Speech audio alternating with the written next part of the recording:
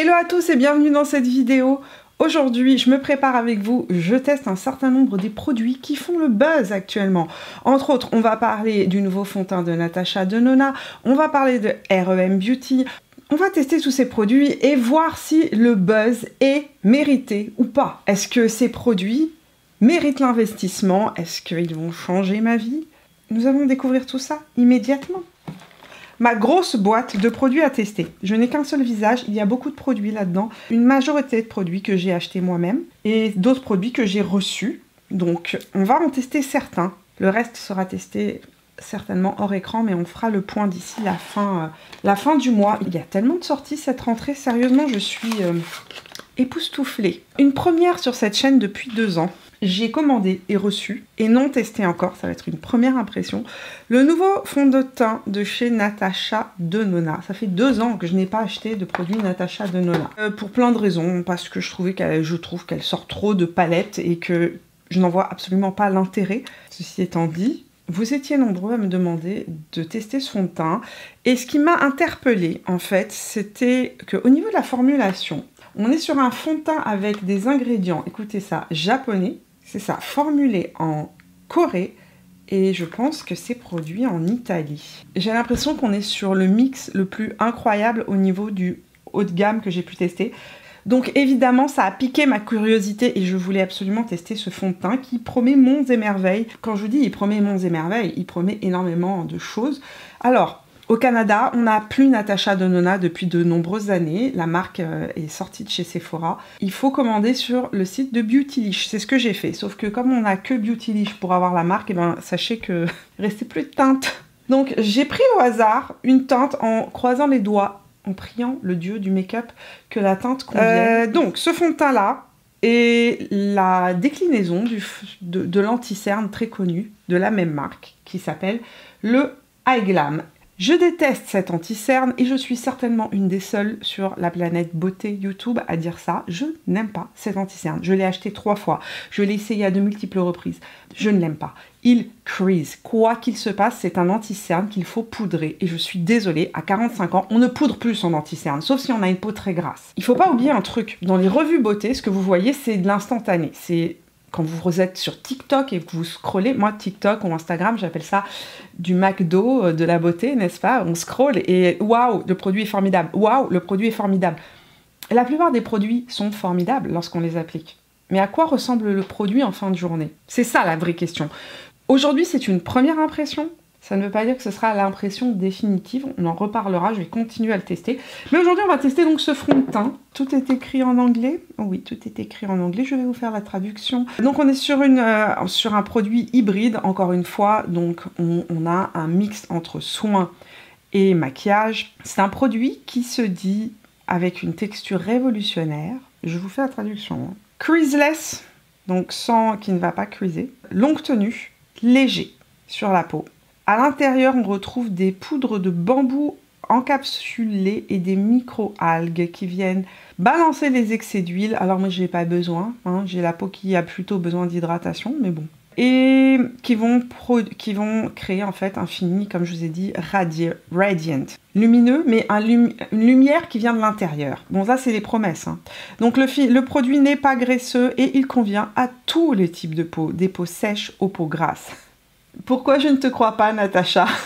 J'ai du mal à croire Natacha, mais bon, je ne vais pas juger trop vite.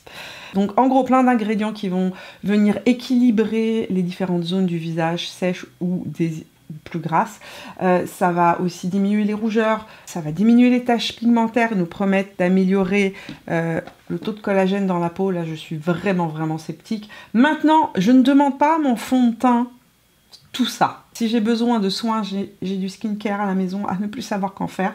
Je veux que le fond de teint surtout se comporte bien sur mon visage, qu'il soit fin, qu'il soit léger, qu'il soit imperceptible, qu'il ne marque pas mes rides que j'ai sur les joues, là et là, qu'il évolue bien sur mon visage tout au long de la journée. Pour rappel, j'ai la peau mixte, j'ai 45 ans, j'ai beaucoup de coupes roses, vous ne le voyez pas beaucoup parce que j'ai une ring light et que les caméras gomment un petit peu ce genre de problématique, mais en vrai, dans la vraie vie, j'ai beaucoup de coupes roses. Ceci étant dit, éteignons la ring light et testons ce fond de teint. Alors, la teinte que j'ai choisie, c'est la teinte N7. Voici le packaging. Le fond de teint est très très fluide. Et ce que j'ai lu sur le site de Beautylish, c'est qu'il disait qu'il faut travailler le fond de teint partie par partie et qu'il faut mieux en mettre moins que trop. Nous allons l'appliquer de ce côté-là, qui est le côté où j'ai le plus de rougeur, au pinceau. Bon, déjà c'est très très très fin.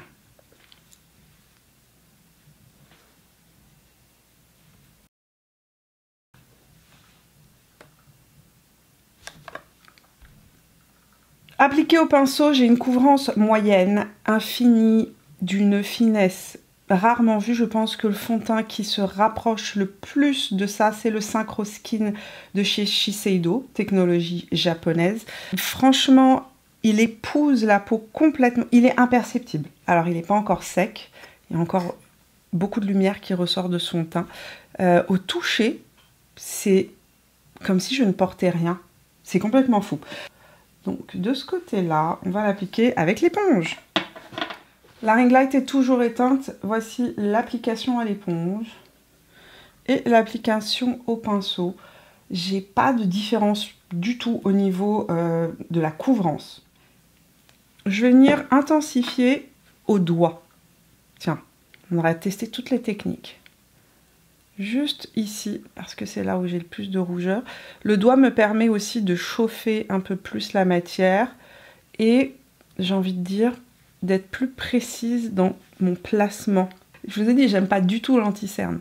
Donc, j'imaginais que le produit serait beaucoup plus mat que ça et beaucoup plus marquant. Il y a une lumière incroyable qui ressort de ma peau, je pense que ça se voit. Mais c'est une lumière fraîche, c'est pas une lumière grasse. On va voir comment ça va sécher tout ça. Mais alors ce que je trouve absolument incroyable, c'est sa capacité à ce fond de teint, tout en restant fin, d'unifier complètement le teint. Et en fait, il me fait beaucoup penser au Synchro Skin, sérieusement. Mais un Synchro Skin de chez Shiseido, mais en plus, ce fond de teint-là de Natasha Denona est plus couvrant. Ring light rallumé pour voir un petit peu mieux le fini de ce fond de teint. Écoutez, ce fond de teint est juste magnifique. Il est moins floutant que le Huda Beauty, pour l'instant, mais plus hydratant, plus émollient, avec une lumière très très jolie, plus infinie, un petit peu plus, j'ai envie de dire, plus naturelle, peau réelle. On a vraiment une belle lumière qui ressort. Je vais aller appliquer un peu d'anti-cerne. Est-ce que je vais le regretter? J'ai envie de retester cet anti-cerne. Je l'ai déjà testé à plusieurs reprises avec vous en vidéo. À chaque fois, ça a été une cata. On va se retenter. Je vais essayer la N7, qui est donc la même teinte que ce que j'ai appliqué sur le visage. Application avec mon pinceau B05. Et en fait, depuis plusieurs mois, je n'applique plus directement mon anti-cerne sur le regard. Je l'applique, je viens saturer les poils de mon pinceau et ensuite, j'applique le produit. Ça permet d'en mettre moins. Ça va peut-être m'aider à avoir un rendu plus naturel avec cet anti-cerne qui avait tendance à énormément creaser sur moi. Cet anti-cerne est très couvrant. On ne peut pas lui retirer ça. C'est un anti-cerne, sérieusement, qui couvre très, très, très, très bien le bleu des cernes. Enfin, du moins, la couleur du cerne. Par contre, c'est un anti-cerne, comme je vous ai dit, si vous avez la main ne serait-ce qu'un chouïa trop lourde, que vous en mettez trop, il crease de dingue. Je vais aller appliquer un peu de mon bronzer Benefit, mais plus en contour qu'en bronzer. En tout cas, plus pour venir sculpter ma pommette.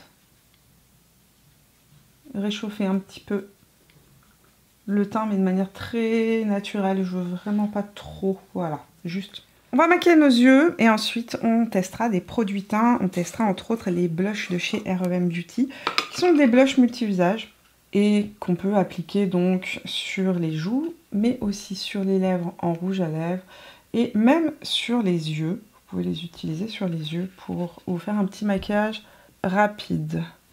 Moi, je poudre un peu mon ras de cils inférieur.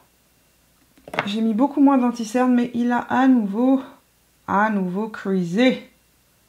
Il y a un nouveau creasé. Pourtant, j'en ai mis très très peu. C'est vraiment un anti-cerne qu'il faut fixer avec une poudre et Je suis pas très fan, mais je vais être obligée de le faire. Donc là, je vais juste mettre un tout petit peu de poudre libre Make Up by Mario que je viens frotter dans mes ridules parce que sinon, ils crease. Et dès que je fais ça, évidemment, ça marque beaucoup plus mes ridules. Nous, les yeux, avec qu'est-ce que j'ai sous la main? Je vais commencer par appliquer mon fard Armani préféré au monde, le numéro 25. Je vais l'appliquer en angle externe et en creux paupière. Pinceau 33 de chez Reifer. Et je vais venir travailler mon creux paupière avec ce fard-là, que j'aime d'amour fou. Il est moins asséchant que ceux de chez Make Up by Mario, mais si vous avez la paupière très grasse, tournez-vous vers ceux de chez Make Up by Mario. On va venir rajouter un petit topper pailleté, question de rendre ce maquillage un petit peu plus féerique en quelques instants. J'ai reçu de la part de chez R.E.M. Beauty les 3 fards. Ok, ici vous avez la couleur Lab Coat. Ici, vous avez un taupe argenté qui s'appelle Horoscope. Et ici, vous avez un prune bordeaux avec des reflets bleus et dorés qui s'appelle Sirène.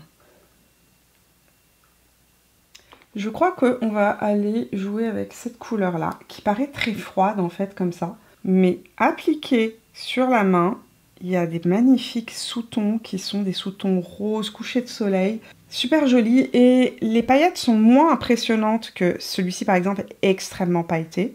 Celle-ci aussi, beaucoup de paillettes plus fines que celle-là. Celui-ci, c'est vraiment à la limite le fard le plus discret, mais il va être parfait je pense pour la journée d'aujourd'hui. On va essayer ça. On va voir ce que ça va donner. C'est trop joli. C'est surprenant hein, parce que c'est complètement différent quand on l'applique. Différent de ce que ça donne dans le packaging. Et j'aime beaucoup le fait que ce soit subtil. Il y a des très très très jolies paillettes. Si j'applique au doigt. Ouais, j'ai tout de suite plus d'intensité.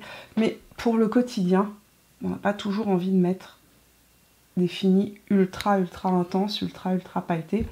C'est subtil, mais ça fait son petit effet. C'est-à-dire que on se dit, qu'a-t-elle mis sur les yeux? J'ai envie d'intensifier un peu la chose. Vous pouvez utiliser un bronzer. Moi, je vais utiliser comme toujours la même palette depuis des années, qui ne me quitte jamais parce qu'elle me sert à tout. C'est la Master Matte de chez Make Up by Mario, donc celle qui a les tons les plus chauds. Et je vais aller prendre le marron qui est juste ici, avec une petite touche de ce marron un petit peu bordeaux, qui est en fait très proche du haut noisette que j'ai. Et je vais aller intensifier mon angle externe et un tout petit peu mon angle interne. Voilà. Paf, en petite quantité, parce que ce sont des fards pigmentés et que je ne veux pas trop en mettre. Je vais aller appliquer mon petit crayon marron de chez Can Make, qu'il faut que je me recommande d'urgence, ici entre mes cils, au ras de cils en angle externe. Petit pinceau biseauté, j'étire.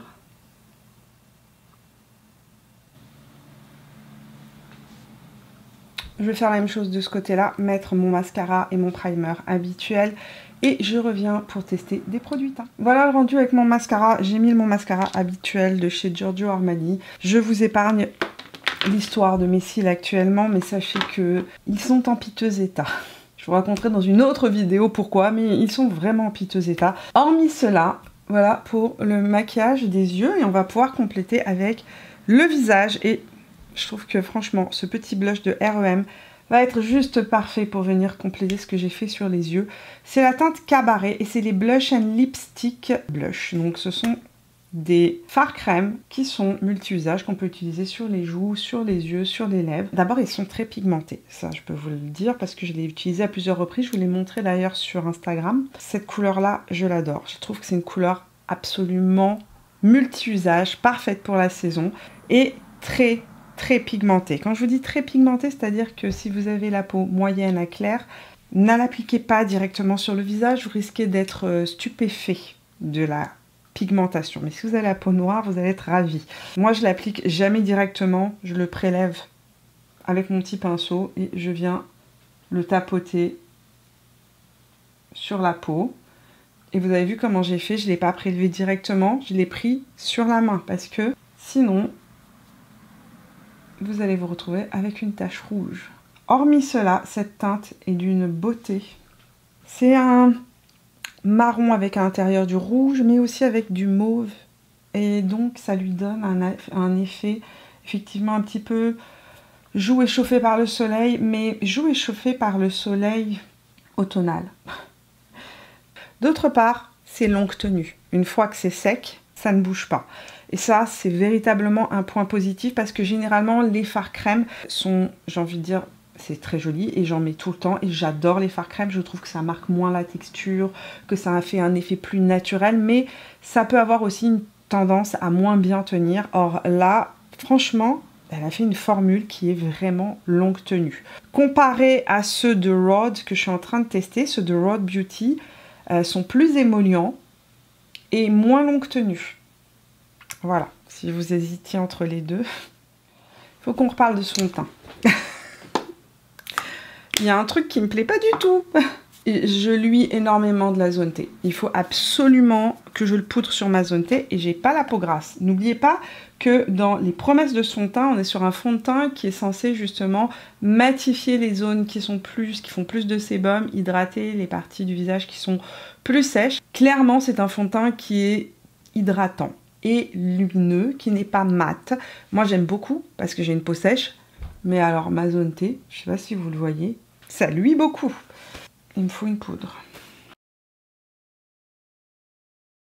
Et je voulais vous parler des nouveaux illuminateurs de chez MAC qui ont sorti les Liquid Highlighter Skin Finish Light Struck. Il y a une panoplie de teintes absolument incroyable. Le jour de la sortie, j'étais sur le stand de MAC. J'étais sortie faire tourner des vidéos en fait. Et je suis passée chez MAC. Et je suis tombée dessus. Donc j'en ai acheté deux. J'ai acheté la couleur Bubbled Over, qui est la teinte que j'utilise actuellement. Et j'ai pris une teinte plus pâle, qui est la teinte Lightscape. J'ai été sur le stand et j'ai swatché. Et j'ai été époustouflée par le rendu sur ma main. Et j'arrivais pas avec le téléphone, avec la caméra du téléphone à vous montrer le résultat. J'espère qu'avec un peu plus de matériel ici, je vais réussir à vous montrer à quoi ressemble ce produit-là parce que l'effet est absolument superbe. C'est un illuminateur liquide transparent qui fait un effet glass skin qui va renvoyer la lumière et qui va se fondre en même temps dans la peau. C'est sublime. Moi j'ai choisi une teinte un petit peu plus facile à porter, qui est la teinte Bubbled Over, qui conviendra aux peaux qui sont, j'ai envie de dire, claires à moyenne. Si vous avez la peau plus pâle que moi, donc là je vous ai appliqué le produit sur la main, ici, je l'ai estompé, super beau et ultra chic.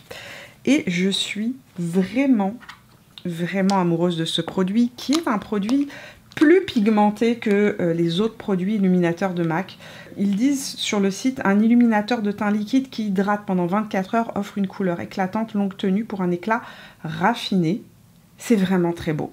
C'est un vrai illuminateur, ce n'est pas... En fait, si vous le comparez à ça, vous savez, de chez Charlotte Tilbury, Flawless Filter, le Flawless Filter est moins lumineux que le produit de MAC. Je vais l'appliquer ici. Voilà le rendu de toute beauté. Ça se fond dans la peau, on ne voit pas de particules pailletées. Ça fait vraiment cet effet de peau mouillée. Voilà pour le teint. Pour l'instant, je m'arrête là. Je vais aller faire mes lèvres. Je vais appliquer mon crayon de chez Make Up For Ever en teinte Wherever Walnut. Et je vais remettre mon petit blush au creux de la lèvre. Vous voyez la pigmentation? J'en mets une petite touche et j'estompe avec le doigt.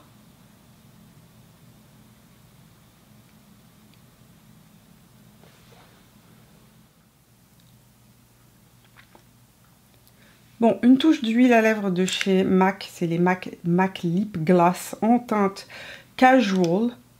Ce que j'aime, c'est parce que ça glisse sur les lèvres, c'est hyper léger. C'est une huile à lèvres. Voilà pour le rendu de ce maquillage que je trouve, ma foi, super frais et super joli. Pour que ça tienne, je vais mettre une micro-touche de mon blush bronzer House Labs. C'est vraiment juste pour finir de sculpter le visage.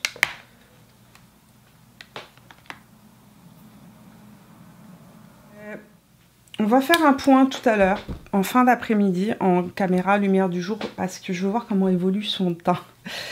Il promet monts et merveilles, il est très fin à l'application, il est très lumineux, il est très beau, mais il est très hydratant. Et c'est un fond de teint qui promet d'être beau sur les peaux grasses, sur les peaux mixtes. Il a immédiatement l'huile sur ma zone T. Et moi, je ne suis pas quelqu'un qui a la peau grasse. Et j'ai plutôt tendance à faire peu de sébum sur ma zone T. Donc, j'ai vraiment l'impression qu'on est sur un fond de teint qui va beaucoup mieux convenir aux peaux qui sont plus sèches. C'est certainement pas un fond de teint, en tout cas, qui va convenir à tout le monde. Cependant, le résultat, pour l'instant, est très joli et très naturel. C'est ce que j'aime beaucoup. Parmi les produits que j'ai testés, j'aime beaucoup les petits fards qui s'appliquent en quelques secondes de chez R.E.M. Beauty. C'est joli, c'est frais, il y a plein de teintes disponibles. Parmi ça, mon gros coup de cœur, moi, chez R.E.M., c'est vraiment les blushs. Blush multi-usage, alors j'appelle ça des blushs, mais les fards crème multi-usage qu'on peut appliquer sur les lèvres, sur les joues, sur les yeux. J'ai deux teintes, donc celle-ci qui est le Cabaret, et j'ai une autre teinte qui est la teinte Audition, qui est un petit rose bonne mine frais avec du pêche à l'intérieur, que j'aime beaucoup.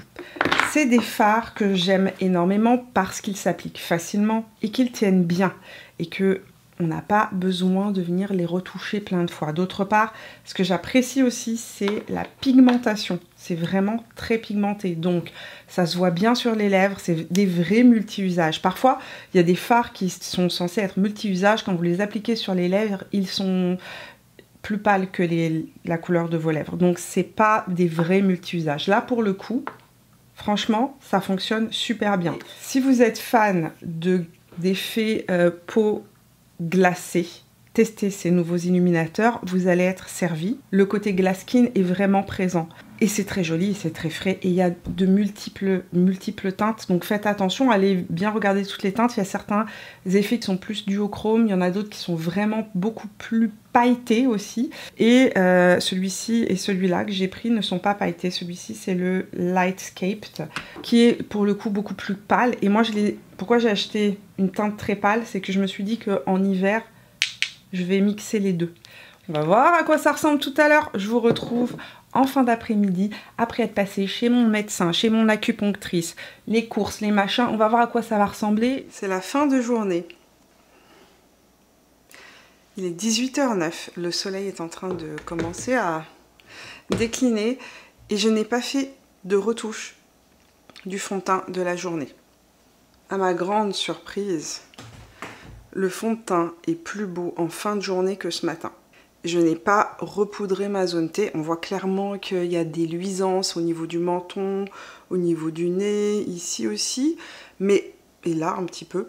Mais sérieusement, c'est minime. Les joues sont magnifiques. Je n'ai pas remis de blush ni d'illuminateur. Vraiment, j'ai fait aucune retouche depuis ce matin quand j'ai arrêté de tourner. Sur mes lèvres, c'est pas la même chose du tout. Je vous dirai après ce que je porte. Ma conclusion, c'est que c'est un fond de teint effectivement très fin, très joli.